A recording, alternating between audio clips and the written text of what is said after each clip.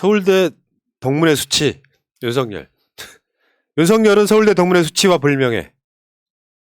서울대 1만 인이 선언했어요. 부끄러운 서울대. 윤석열 때문에 부끄러워 죽겠다. 제가 저 성명문 발표하는 영상 3분 30초짜리를 처음부터 끝까지 쭉 봤는데 그 댓글에 제가 크게 공감했던 게 역시 문장이 다르다. 그러니까 한 사람이 쭉 읽은 게 아니라 여러 사람이 같이 썼나 봐요. 그래서 이제 그 문장마다 돌아가면서 이렇게 차근차근 읽어가는데 정말 그럴 게나 공부한 사람들이구나. 자, 우리가 그러면 그 1만인 선언 한번 읽어봅시다. 네. 여기 20페이지 아래쯤에 있어요. 전문 해갖고. 제가 한 줄만 읽을게요. 나머지 세 사람이 나눠 읽어봐요. 나 읽는 거 힘들어 죽겠어. 서울대인들은 지금 매우 부끄럽습니다. 우리 사회 공동체의 내일을 결정하는 대통령 선거의 유력 후보가 우리 동문의 자랑과 긍지가 아니라 수치와 불명예가 되고 있는 현실에 더할 수 없이 참담합니다. 대한민국의 미래를 설계하는데 국민의 뜻을 모으는 축제가 돼야 할 대선을 국내는 물론 국제사회의 조롱거리로 전락시키는 동문 출신 후보의 어지러운 굿판을 보며 우리 1만여 서울대인들은 우리의 이성과 양식의 반로에서 단호하게 선언하고자 합니다. 우리 사회의 상식과 양식을 무례한 구둣발로 짓밟으려는 이가 한국호를 이끄는 대재앙을 도저히 두고 볼 수가 없어 우리 동문들이 먼저 나서서 이를 막으려고 한다고 분명하게 밝히고자 합니다. 우리는 코로나 팬데믹과 기후 에너지 위기, 디지털 전환이라는 거대 과제 앞에서 혁신과 성찰을 통해 새로운 시대, 새로운 미래를 향해 나아가기는커녕 낡은 과거로 퇴행시키려 하는 인물에게 우리 자손의 장래를 맡길 수는 없습니다. 무소불위의 검찰 특권을 마음껏 누려오면서 이제는 권력의 도구로서의 검찰을 넘어서 정치가 검찰의 도구가 되는 검찰 독재의 망상에 사로잡힌 이에게 최고 권력을 갖다 바칠 수는 없습니다. 집권 후 정치 보복의 피바람을 공공연하게 예고하는 이에게 살벌한 철권을 안겨줄 수는 없습니다. 남들에게는 서슬 퍼놓고 자신과 주변의 잘못에는 한없이 관대한 이에게 공정과 정의의 칼자루를 쥐어줄 수는 없습니다. 북한에 대한 선제 타격, 사드 추가 배치 등 한반도의 또 다른 참화를 불러올 위험천만한 주장을 펼치는 이에게 우리 사회의 안정과 평화를 저당 잡힐 수는 없습니다. 주 120시간 노동과 최저임금제 폐지, 양극화와 약자에 대한 차별을 당연시하는 남녀의 세대, 지역 간 갈등과 대립을 부추기는 혐오와 반목의 정치를 우리는 결단코 용납할 수가 없습니다. 우리 사회의 문제에 대한 진지한 성찰과 고민은 찾아볼 수 없느니 대한민국의 미래 이전에 자기 자신의 장래조차 스스로 결정하지 못하는 이로 하여금 청와대를 굿당으로 만들게 할 수는 없습니다. 그의 거듭되는 망언과 실언은 실수나 부주의가 아니라 적나라한 자기 실체의 고백에 다름 아니기에 우리는 그를 도저히 우리 사회의 지도자로 받아들일 수 없습니다. 지도자로서의 역량은커녕 시민으로서의 소양과 상식마저 결여한 동문 출신 후보의 몰상식과 무지를 규탄하는 우리의 심정은 우리 자신부터 먼저 돌아보게 합니다. 학교의 강의실에서 암울했던 시절에는 거리에서 배우고 실천하려 했던 자유와 정의, 진리의 정신으로 돌아가 그에 대한 성토와 규탄에 앞서 우리 스스로 반성과 성찰부터 하고자 합니다. 한국 사회의 온갖 적폐를 낳은 서울대 동문들의 타락과 부패에 대한 반성과 성찰의 심정만큼 코로나보다 더 끔찍한 재난을 두고 볼 수는 없기에 나섰습니다. 우리 사회의 장래를 걱정하는 이들과 함께 하겠습니다. 예. 서울대 출신이 갖는 우리나라 망상, 그러니까 서울대 출신이 뭐 기재부 같은데 그들만의 그 카르텔, 검사들 서울대 출신 카르텔이 있잖아요. 대한민국을 갉아먹는 좀비 같은 세력들이라고 저는 생각해요. 좀 먹는 세력. 우리나라 대통령 중에 서울대 출신이 몇 명이나 있을까요? 김영삼 빼고는 딱 없다고 한 명 합니다. 있었네요. 예. 김영삼. 예. 그것도 김영삼이 확실하지 입학할 않죠. 때는 동경제국대우였죠. 경성제대. 경성제국대였고. 그런 느낌이었고. 예. 그러니까 최규하는 어디 나온 줄 아세요? 최규하 대통령? 그 도쿄대 나왔어. 그럼 박정희 육사, 전두환 육사, 노태우 육사, 김영삼 서울대 철학과 이제 그런 얘기가 있지. 이제 서울대에 이제 잔디 깔아주고 입학하셨다 이런 얘기가 있고. 그다음에 김대중 대통령은 서울 대학으로 사실상 안 나오신 게 가깝고. 그다음에 이명박은 고려대, 그리고 박근혜는 서강대, 그리고 문재인 대통령은 경희대, 그리고 다음 대통령 아마 중대 나왔을 거예요. 그렇죠. 네. 훌륭한 학교. 근데 서울대라고 하는 게 그 대통령은 배출을 많이 못했지만 결론적으로 말하면 사회 곳곳에 자기들끼리의 카르텔로 연대가 돼 있어. 예. 그거에 대한 서울대 동문들의 특히 윤석열 같은 사실 그렇잖아요. 검찰과 서울대는 윤석열 때문에 많이 부끄러울 거예요. 저렇게 무식할 수가 있냐 말이야. 우리도 방송 수도 없이 했잖아. 검사 출신이 서울대 출신이 저렇게 무식할 수가 있냐. 그러면 이게 검사들도 이런 양심선언을 해야 된다고 생각해. 검사들 다 그렇지 않다. 그러게요. 맞아요. 서울대 출신도 마찬가지인 거예요. 윤석열 때문에 부끄러운 거야. 예. 화면 한번 다시 한번 보여줘봐. 저 현수막. 부끄러운 서울대 1만인 선언. 사지 않은 심정으로 검찰 덕질을 막아내겠습니다. 근데 왜 이름 못 썼는지 알아? 선거법 위반이거든.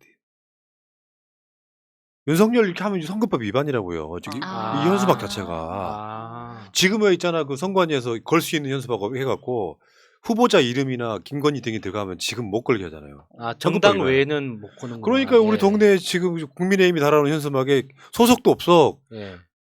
법과 초밥. 아, 법카 초밥은 초밥을 누가 먹었습니까? 그거. 내가 먹었다 이것들아. 아니 근데 이전 좀 지금이라도 이런 발표를 한 게 정말 다행이긴 하는데 조금 늦었다 서운한 마음들은 있잖아요 다들. 네. 조국 장관님 네. 당할 때는 뭐했나 이런 생각도 들고 그리고 정말 서울대생 같지 않은데 거기에서 이제 촛불 집회 청년들 한다고 해서 뭐 걔네들 막 이렇게 티켓 들고 있었을 때도 우리가 의심을 많이 했었는데 이게 여기에 1만 명들 중에는 서울에 강남이나 판교 IT 기업에 근무하는 서울대 출신 사람들이 정말 많이 서명했다고 합니다. 그렇기 때문에 우리 쪽은 좀 미래가 밝지 않나라는 생각을 좀 그러니까요. 해봐요. 아니 네. 서울대 나왔다고 다 나쁜 거 아니고 다 무식한 거 아닌데 윤석열이 아 그래요? 서울대 출신으로 지금 출마를 하는 바람에 그런 여론 이미지가 서울대 너무 출신 깎아먹었어요. 많이 부끄럽다고. 그러니까 윤석열이라는 개인을 보면 정말 놀라운 구석이 많죠. 어떻게 사람이 저렇게 모를 수가 있나. 그러니까 상식과 똑똑하다 멍청하다 이런 개념을 떠나서 어떻게 저 자리에서 저런 행동과 저런 말을 할 수 있나 하는 것도. 그러니까 지난 2차 그러니까 선관위 초청 2차 토론 끝나고 나서 그 이재명 후보가 이제 젤렌스키 대통령에 대해서 초보 정치인이라고 이야기했던 게 그러니까 논란이 됐잖아요. 그러니까 이재명 후보가 그 표현은 적절하지 않았다고 사과를 했는데 다른 자리에서 윤석열이 뭐라고 했냐면 그 푸틴이 정치를 시작한 지 얼마 안 되나 본데 이런 식으로 이야기를 하거든요. 그러니까 이건 진짜 너무 끔찍한 겁니다. 이거는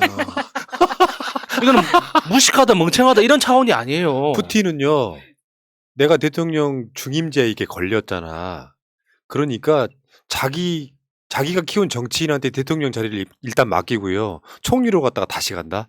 연임 문제 걸려 있었고 어마어마하신 분이에요. 그러니까 푸틴이 러시아 대통령이 정치를 시작한 지 얼마 안 됐나 본데 이런 식으로 이야기를 한다는 것 자체는 진짜 이게 우리 보고 배워야 되는 것도 있죠. 아, 술을 많이 먹으면 안 되는구나. 빙하타고 논리. 우리가 나이가 들어도 꾸준히 최소 도크량은 좀 지켜야겠구나. 뭐 이런 좀 이제 반면 교사를 삼을 필요가 있을 정도로 진짜 무서운 사람이에요. 근데 아마 윤석열은 이렇게 생각할 거예요. 야, 어떻게 그런 얘기를 할 수가 있어? 그러면 뭐 이렇게 디테일에 신경 써? 막 이런 얘기 할 거야. 진위가 왜곡됐네. 그러니까 서울대 나오신 분 중에 좋은 분도 많아요. 대표적으로 조국 장관? 진짜 괜찮은 사람 많아. 우리 진영 쪽에서 서울대 출신이어서 뭐 박주민? 있어. 자랑스러운 사람도 되게 많은데 윤석열이 다 깎아먹어 버리는 거고.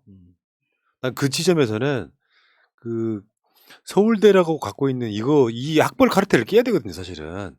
뭐가 그렇게 대단한 거라고. 우리 방송에도 가끔씩 서울대 출신들이 있잖아요. 예. 그들이 나보다 더 똑똑하다는 느낌은 없거든요. 공부 잘하는 것도 능력이니까 뭐 공부를 잘했다 그런 증거. 아니 그러니까 서울대가 중요한 게 아니라 나라를 어떻게 바라볼 거냐. 정치는 그런 영역이잖아요. 서울대 좋은 대학 나와가지고 좋은 직업 갖고 다니시는 건 뭐라고 하는 게 아니에요. 서울대를 나왔을 때는 사실 서울대 나온 사람들은 국가적 혜택 받은 사람들이야. 왜 그런 줄 알아요? 등록금. 서울대 등록금 시작해가지고 국립대 중에 탑이라고 예. 전 대한민국에서 웬만한 혜택은 다 서울대에 쏟아 부어요. 그러니까 서울대 나온 애들이 자기가 능력 있어서 서울대 들어간 게 중요한 게 아니라 서울대 다녔다는 것이 국민 세금으로 받은 혜택이 어마어마하단 말이에요. 그러면 공익을 위해 써야 될 거 아니야. 아우 근데 공익까지 진짜 뭐 기대도 못해요. 왜냐하면 최근에 우리 방송에서 한번 깐 적 있지만 서울대 앞에 스타벅스 가면은 앉아 있으면은 학생증 보여주면서 저 서울대생인데 자리 좀 비켜달라고 한다잖아요. 저는 그런 선민의식과 갑질이 서울대를 망친다고 생각하는데 우리가 대표적인 사람들 이런 사람들 윤석열은 당연하고 나경원, 원희룡, 강용석 이런 사람들 자랑스러운 서울대인 아닙니까? 예. 이름만 들어도 뭐 네. 엄청나죠. 자, 우리가 투표라고 하는 것이 이제 내 삶의 현실이 되고 그게 내 앞에 지금 코앞에 다가와 있고 이 과정들을 거치면서 투표라고 하는 행위가 주는 쾌감이 있을 겁니다. 나는 우리나라 역사의 흐름 속에 한국이 잘 되려고 하는 흐름을 봐요. 좋게 표현해서가 아니라 봐봐. 박근혜라고 하는 사람을 피 한 방울 안 흘리고 전 세계가 깜짝 놀랄 정도로 사람 하나 안 다치고 대통령을 끌어내죠. 대통령 국가에서. 불가능에 가까운 일이었어요. 대통령이라고 하는 자가 대통령의 역할을 안 해.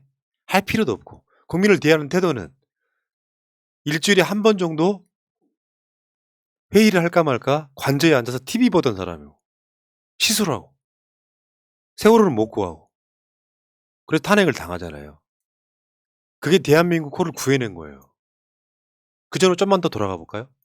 노무현 대통령이 뭐 경제를 못했네 하면서 계속해서 지지율 떨어져서 결국 정권을 뺏겼지만 나중에 지나가 보니까 이명박이 경제 살리려고 이놈을 대통령 뽑아놨더니 나중에 봤더니 노무현 대통령 때보다 경제를 못했어요. 지주버니만 채웠어요. 근데 박근혜로 정권 교체가 안 되고 정권이 재창출돼 버렸지. 그래서 9년 동안 딜레이가 된 결과 김대중 노무현 대통령 때 ICT 같은 거 발전시켰던 것들이 다 중국에 따라잡히는 상황이 벌어졌어요. 그래서 탄핵 이후에 문 대통령이 취임을 해서 남북평화 만드는 노력을 하고 온갖 것들을 하다 보니까 이제 중국을 또 앞서기 시작했어요. 그런데 그 과정에 대선 이겼죠? 지선 이겼죠? 총선 압승을 했죠. 놀랍게도 재보궐선거 대패한 것도 저는 큰 틀에서 보면 민주당이나 우리 대한민국에 좋은 영향을 준다고 봐요. 왜? 그 대패의 원인으로 굉장히 많은 정치 세력들이 국민한테 공감하기 시작했어요. 개혁 안 하면 두들겨 맞을 수도 있고 집값은 왜 이렇게 비싸냐? 왜 이렇게 불공정하냐? 그렇게 이야기할 수 있잖아요. 그 아젠다가 이번 대선의 아젠다가 됐어요. 보궐선거 우리가 대패했던 거예요. 결국에는 그것을 이재명 후보 같은 사람들이 거쳐내고 그 거쳐낸 걸로 다시 지지율이 박빙이거나 초박빙이거나 일부는 앞서기도 하잖아요. 결국 대한민국이라고 하는 나라 더 발전해라라고 하는 전에 역사의 시그널이라고 저는 봅니다. 그럼 어떻게 해야 돼 우리가? 혼자 투표장 나가는 거 아무 의미 없어. 지금부터는 투표 안 할 사람, 윤석열 극렬하게 찍는 사람 버리시고 투표장 안 갈 사람, 가긴 가는데 윤석열 찍을 가능성이 있는 사람 정도, 이런 사람 정도는 무조건 포섭을 하십시오. 밥을 사주시든 칭찬을 해주시든 뭘 해주시든 간에 그러면 우리는 이 선거 이긴다고 봐요. 근데 남들은 하겠지. 나는 바빠서 못해 라고 하시면 선거 질 수도 있고 여러분이 그 역할을 안 한 결과 정권을 뺏길 수도 있습니다. 그러면 우리나라 내가 봤을 때는 경쟁력이네 뭐네 수도 없이 많은 것들이 나락에 빠져요. 비선이 활개를 치겠지.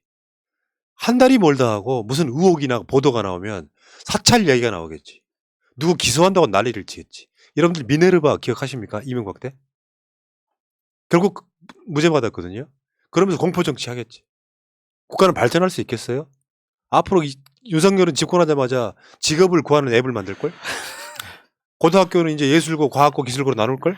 또 가고 싶다. 진짜 중요한 건 투표인데 나 혼자 하는 건 아무 의미가 없다.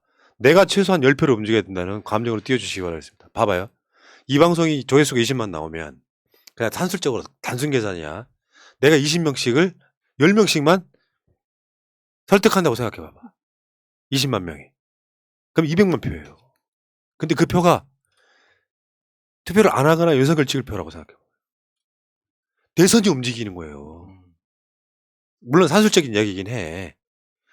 투표를 안 할 사람과 아주 약하게 윤석열 찍을 가능성이 높은 사람들을 내가 20명 정도만 설득한다고 생각해봐. 앞으로 시간은 많아. 일주일이면 충분해. 하루에 한 명씩만 해도 7명. 7명이고 2명씩 하면 14명이야. 3명씩만 하면은 20명이 넘어요. 그러면 그 표가 우리한테 와. 그걸로 우리가 이길 수 있다니까요. 저는 그런 작업을 위해서 좋은 종목을 주겠다고 해야 될 것 같아요. 오, 괜찮네요. 투표하러 가시면 좋은 종목을 드리겠습니다. 네. 기대됩니다. 알겠습니다. 기대하겠습니다. 자, 오늘은요. 마지막 대선 토론이 있어서 정청래 대선 이야기를 10시에 합니다. 와, 우리 밥 먹고 오면 8시부터 토론하고. 대선 토론이 있고 끝나자마자 아니 끝나기 바로 전에 한 20-30분 전에 방송을 틀어놓을 거예요. 그럼 여러분들이 들어오셔가지고 보다가 정청래, 진성준 두 의원과 저랑 함께 하시기 바라겠습니다. 재밌겠다. 재밌는 게 연달아 하네요. 좋아요. 겁나 재밌네. 음. 밥 빨리 드시고 오시는 것이 서로 도움이 될 거다 이런 생각이 들고. 야, 자 새날마켓도 좀 가주시고 새날 구독도 좀 부탁드리고 새날 물러갔다가 이따가 10시 좀 못 돼서 오겠습니다. 물러가겠습니다. 고맙습니다.